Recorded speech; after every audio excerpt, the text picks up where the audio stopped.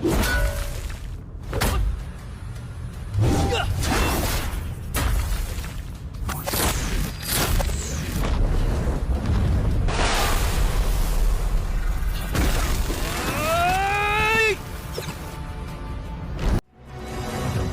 datang sahabatku, dimanapun berada. Kali ini, saya akan membahas alur cerita, Battle Through the Heavens versi novel di ranah Kaisar Dewa.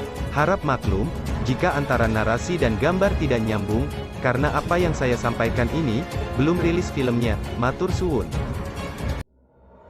Langit tak berujung dan bumi, langit biru sesekali berkicau seperti burung dan binatang buas, dan jika Anda melihat lebih dekat, sebuah ruang sedikit terdistorsi, dan seorang pria muda dengan tubuh kurus dan punggung yang berat muncul darinya. Ini bukan Xiao Yan? Apakah ini benua Dou Di? Benar saja, ada banyak ki asal kaisar. Xiao Yan juga menemukan bahwa ki asal kaisar dan ki spiritual langit dan bumi dari benua Dou Qi tampaknya tidak jauh berbeda, jadi dia tidak terlalu memperhatikan. Xiao Yan berdiri di langit dari udara tipis dan dengan hati-hati merasakan bagian dari benua Dou Di ini, dan menemukan bahwa energi spiritual surga dan bumi di benua ini beberapa kali lebih kuat dan berlimpah daripada benua Dou Qi sebelumnya, bisa disebut bidang atas. Tuan, kemana kita akan pergi sekarang? Raja Naga Emas tidak menghentikan Xiao Yan, dan membiarkannya merasakan atmosfer benua baru di langit benua baru ini. Benua Dou Di dibagi menjadi 4 benua yang relatif independen, selatan, timur, dan barat laut. Selanjutnya, kita harus pergi ke benua paling utara, yang juga merupakan benua yang lebih lemah di benua Dou Di, karena saya memiliki beberapa urusan pribadi untuk ditangani, dan ada beberapa hal yang mengesankan. Keberadaan api suci telah ada selama bertahun-tahun. Saya benar-benar tidak tahu apakah itu baik-baik saja. Raja Naga Emas merenung dengan nostalgia. Yan suci, hati Xiao Yan seolah membara lagi, sama seperti saat dia mencari api aneh. Mendarat dulu, banyak langit di benua ini diperintah oleh negara, dan langit dilarang keras. Kalau tidak kita akan mendapat masalah. Suara Raja Naga Emas datang dari ring. Xiao Yan tercengang saat mendengar kata-kata itu, dan langsung terbang menuju tanah. Melihat usiamu yang masih muda, jika kamu memberitahu lokasi paviliun harta karun, maka kami dapat melepaskanmu. Jika tidak, lihat daging lembutmu, saudara-saudara ini di sini tidak akan membiarkanmu pergi. Pria dengan wajah garang berkata kepada seorang wanita di depannya yang tampak tidak berdaya. Setelah dia selesai berbicara, dia melihat ke arah pria yang tersenyum jahat di belakangnya. Saya bahkan tidak tahu di mana paviliun harta karun, saya hanya seorang pelayan keluargamu. Bagaimana saya bisa tahu? Anda harus bertanya kepada orang-orang dari keluargamu. Wanita itu jelas dianiaya. Pria dengan galak matanya, bahkan suaranya sedikit samar. Tanyakan pada keluargamu. Kita semua berasal dari keluargamu. Kepala keluargamu berkata sebelum dia meninggal bahwa kamu mengambil cetak biru dari paviliun harta karun. Apalagi yang harus kamu katakan? Pria terkemuka itu menggeram, kata pada wanita di depannya. Jika kamu ingin membunuh, mengapa kamu membutuhkan begitu banyak alasan untuk omong kosong? Wanita itu juga melihat bahwa orang di depannya hanya mencari begitu banyak alasan untuk bunuh diri, dan tidak ada yang namanya peta harta karun. Pertama, buka semua pakaiannya, dan cari cincinnya. Para pria di belakangnya menatap wanita di depan mereka dengan mata berapi-api, wajah Kingzi dan 3.000 sutra biru menggantung, dan semua orang dengan kecil pinggang dan kulit putih sedang menonton air liur yang sama. Ini benar-benar tidak sebagus binatang buas. Wanita muda itu membelai satu-satunya hiasan di tangannya, yang merupakan satu-satunya benda yang ditinggalkan ibunya untuknya, dan kemudian matanya menjadi lebih tegas, lebih memilih batu giok untuk dipatahkan daripada ubin, mata wanita. Xiao Yan, tunggu, pergi ke timurmu, aku merasakan aura yang samar-samar familiar menjulang, cepatlah, Raja Naga Emas di atas ring berkata kepada Xiao Yan, dia bisa membuat dirinya merasakan aura deja vu, atau itu adalah mantan musuh, atau hanya mantan teman.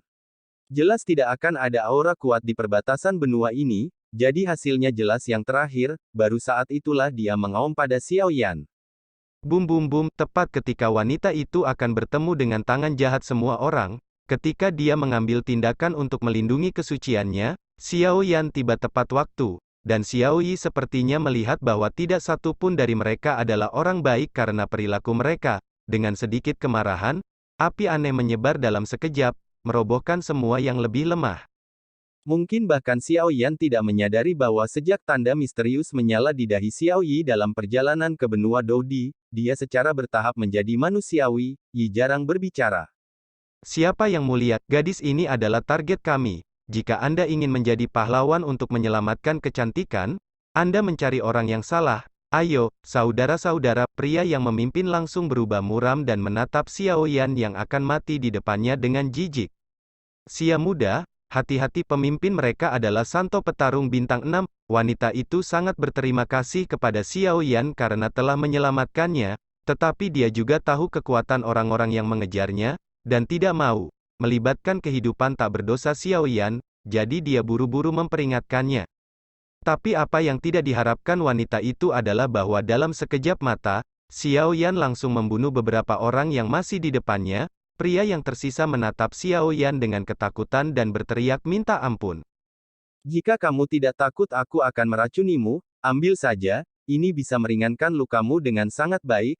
Xiao Yan menyerahkan ramuan penyembuhan dan obat topikal kepada gadis yang masih bertekad dalam dirinya. Mata, melihat darah yang mengalir dari betis gadis itu dan tidak bisa menahan perasaan sedikit tertekan, sama sekali mengabaikan pria di depannya dan beberapa bawahan yang tersisa. Saudara-saudaraku sendiri juga sekelompok orang suci yang bertarung.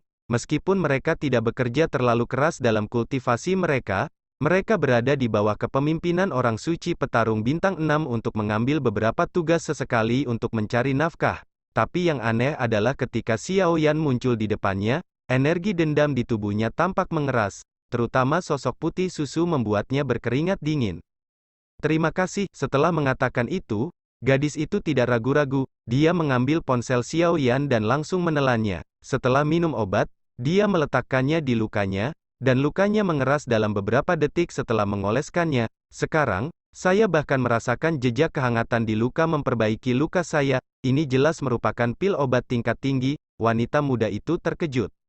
Mengapa begitu banyak dari kalian yang mengejar wanita lemah? Xiao Yan bertanya sambil tersenyum. Tuan muda, selamatkan hidupmu. Kami anak-anak yatim piatu yang kehilangan tempat tinggal tidak punya pilihan selain pergi ke rumahmu kali ini untuk mengumpulkan sejumlah uang. Tetapi siapa yang mengira bahwa ketika kami baru saja pergi ke rumahmu mereka akan berlumuran darah.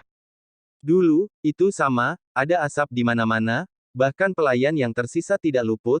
Kami juga diancam oleh beberapa orang misterius. Saya mendengar bahwa dia memiliki peta paviliun harta karun di tubuhnya, jadi pria itu melihat di Xiao Yan ngeri. Xiao Yan juga tahu ini, pria itu tidak berbohong, karena seseorang tidak berani berbohong ketika dia sangat ketakutan.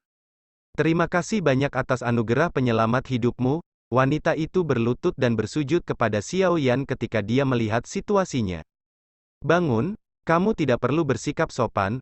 Meskipun Xiao Yan tidak tahu mengapa Raja Naga Emas meminta dirinya untuk menyelamatkan Santo Petarung Bintang 1 di depannya, pasti ada alasan untuk Raja Naga Emas, Raja Naga. Apapun yang kamu lakukan dengan orang ini terserah kamu. Xiao Yan berbalik dan berkata kepada wanita itu. Engong, biarkan saja dia pergi, bahkan, mereka tidak punya pilihan selain melakukannya. Saya tidak tahu siapa orang tua saya sejak saya lahir. Sejauh yang saya ingat, saya hanya tahu cincin di tangan saya adalah cincin, satu-satunya petunjuk untuk menemukan mereka. Bagaimanapun, keluargamu telah mengasuhku, mungkin aku terlalu lemah sekarang, tapi aku akan membalas dendam keluargamu. Dia mengepalkan tinju kecilnya dan berkata dengan tegas. Jika kamu memiliki sesuatu, katakan saja. Xiao Yan hanya ingin pergi ketika dia melihat bahwa masalah di depannya telah diselesaikan. Karena kelembutannya terhadap musuh, dia kadang-kadang bunuh diri, tetapi dia melihat wanita itu, sangat malu dan ragu-ragu seolah-olah dia ingin mengatakan sesuatu. Engong, aku tahu kamu orang baik.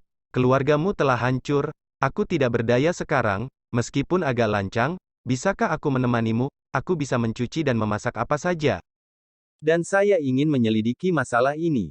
Tapi saya akan selalu mengikuti dermawan saya jika saya memiliki keinginan saya. Setelah ragu-ragu, dia memandang Xiao Yan, jerami terakhir kehidupan, dengan antisipasi. Memang, keluargamu dihancurkan, di mana apakah ada tempat untukmu?